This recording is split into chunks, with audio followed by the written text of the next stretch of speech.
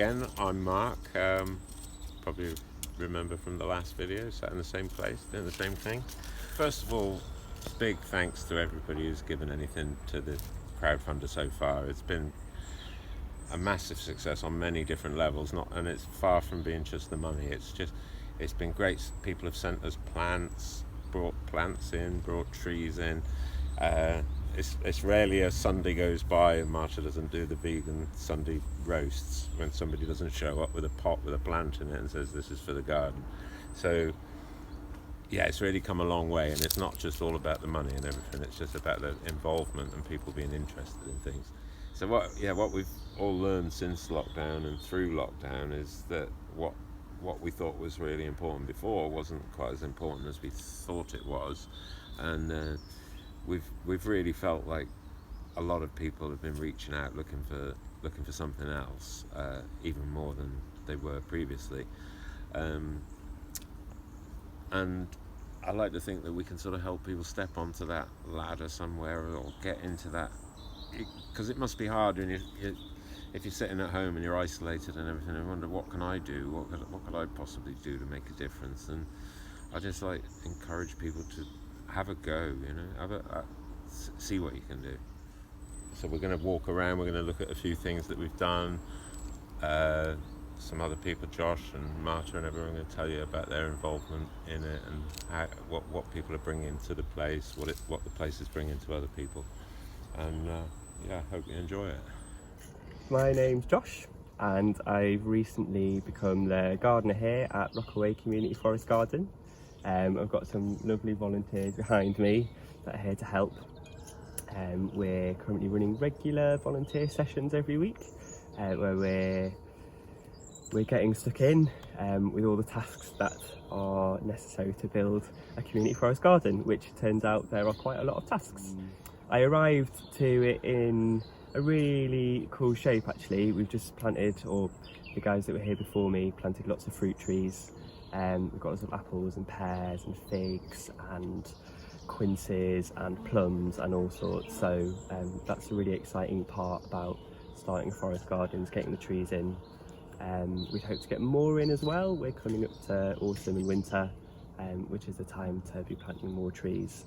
And when we get our trees in, you expand from there. So yeah, it's a very exciting phase. Behind me we've got our new veg patch, which was again ready and waiting, full of beautiful produce when I started, and we're carrying that on now, getting it ready to get us through the winter before we plant lots more lovely things next year. So, photogenic.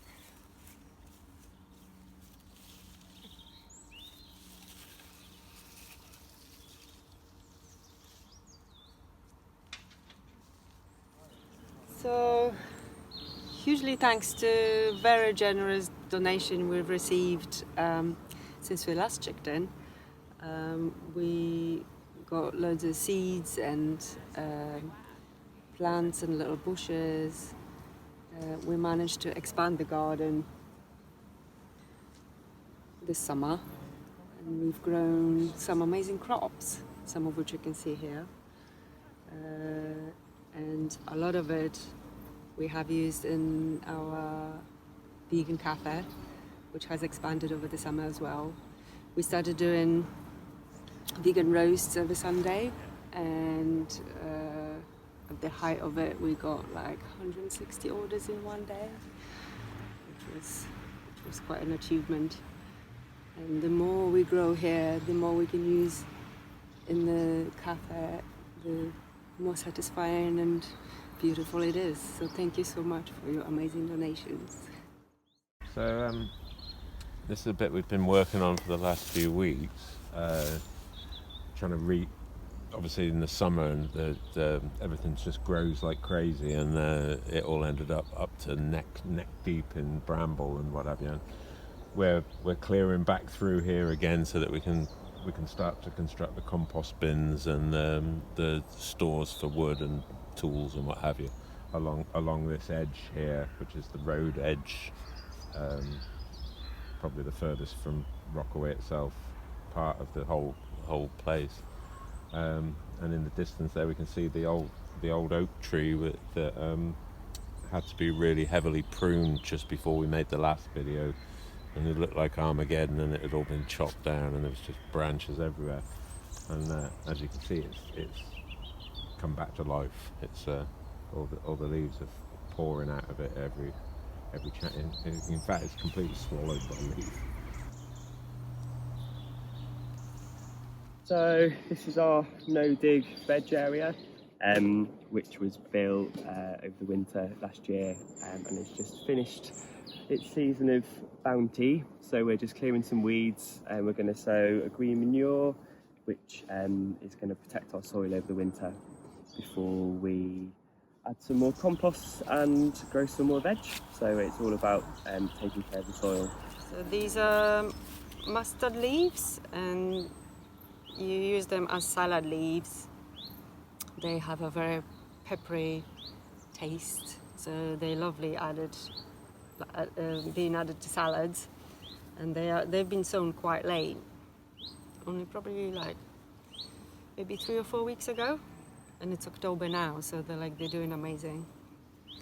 And here we have very healthy looking dill and Swiss chard, and a huge crop of nasturtiums, which I'm using all the time as well in salads. And they've been here for a few years, so now they just self-seed really, which is very handy. And they're beautiful, and they last until the frost really. Well, late crop of raspberries, which I'm enjoying every morning for my breakfast. And here we have a bit more Swiss chard, which needs to be protected from the deer eating it. And they find even like the smallest gaps, and they still eat it. But hopefully, sometimes you get to it first before they do it. Not always.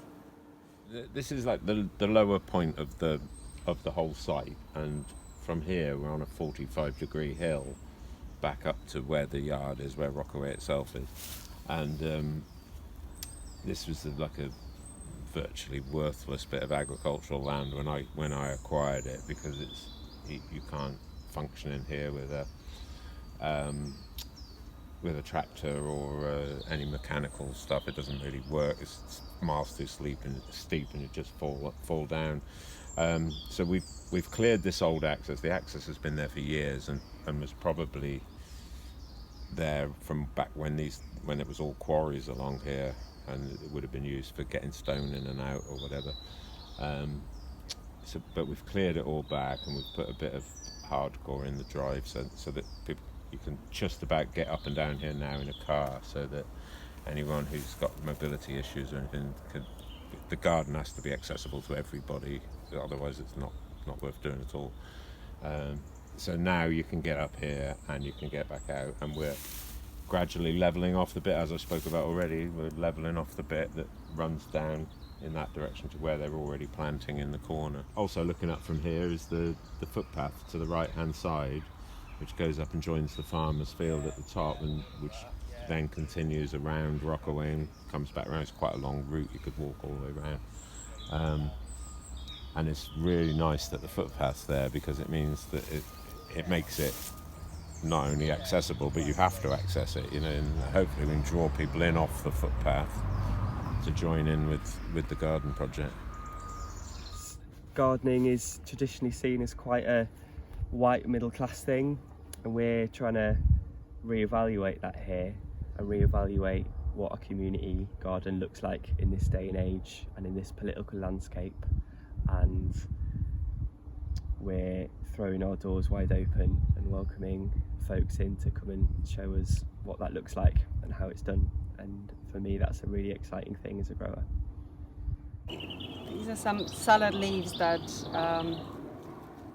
our great head gardener, who started a couple months ago, brought us in the spring, and I loved them so much, and they lasted so long. It was the best salad leaves that we've ever had, and everybody loved them. So we just planted them again, hoping that we get another crop this season, and they're doing great. So there'll be more salads to be had in the vegan cafe next door. So one of our volunteers got very optimistic, and even though it's October, she decided that we're still gonna get a great crop of beans. So we planted them in, and we'll see what happens. These are garlics that she just got at the health food shop. So the thing with the bought garlic is when you buy it in a supermarket, it's sprayed with chemicals so it doesn't sprout. But the organic garlic that you get sprouts pretty quickly if you don't use it. So even though you can't use the garlic for cooking, you can put the sprouts in the ground and you still get a crop of garlic, and it'll last over the winter and you'll be ready to eat next season.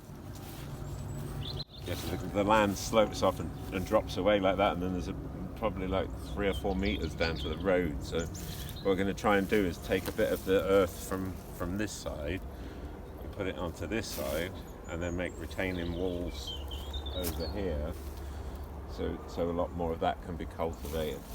And up here there's these are some walnut trees we planted a couple of years ago, which are finally starting to look at home. Every year, like hundreds and hundreds and thousands of leaves fall on the yard, and we have to sweep them all up. And I push them all with the front of the forklift into big, massive piles, and then they compost effectively, and we end up with this big piles of dirt, which I've then been scraping up from the yard and bringing around here in a tipper and tipping it here to help build up that bank as well. But it should be all nice, really rich soil, because it's all basically leaves that fell. So we have late crop of salad leaves, pak choy, which is delicious and crunchy in stir fries and any Asian food, which I eat every day. And one of the projects we'd like to work on during the winter is setting up a water harvesting system. We have a lot of roof that we can collect the water from, and we'd like to pipe it all up to the garden, so we have lots of fresh rainwater that we can use in the summer for the garden.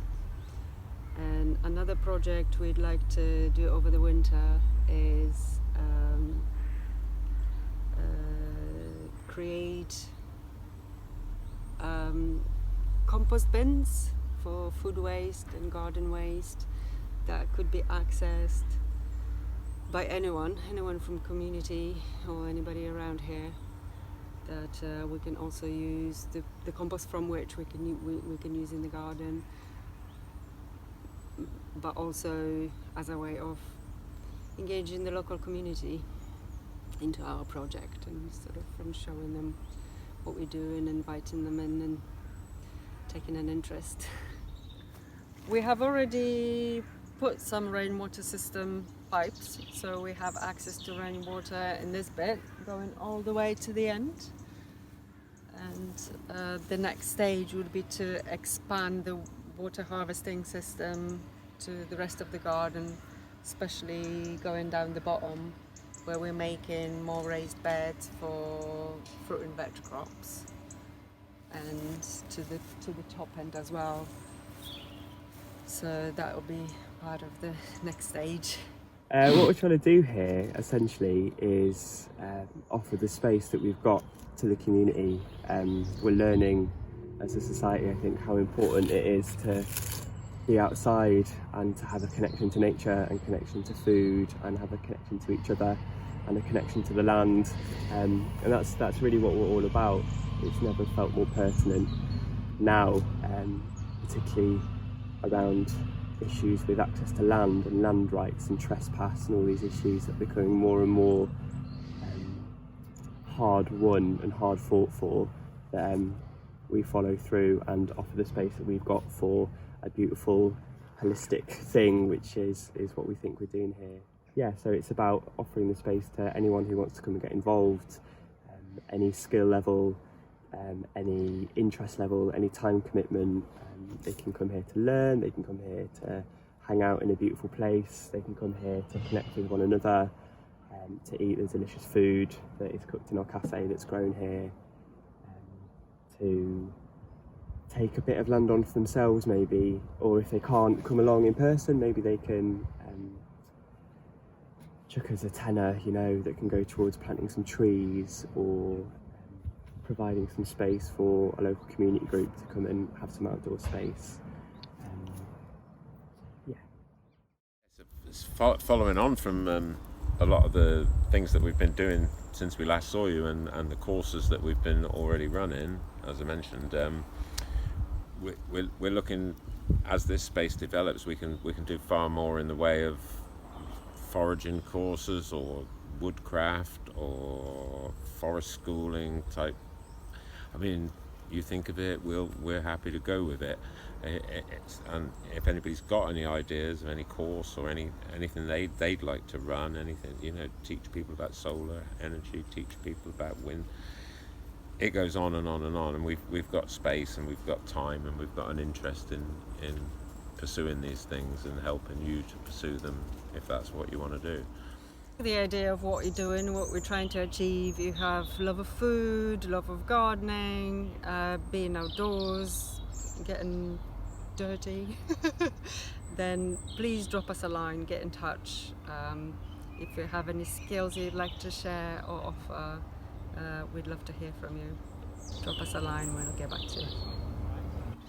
So any and all donations to our crowdfunder will go on planting fruit trees. As we look forward to the autumn and the winter, it's really time to get them in and get them planted. So if people want to help towards us building a beautiful garden, then give us some money and we'll plant a tree for you.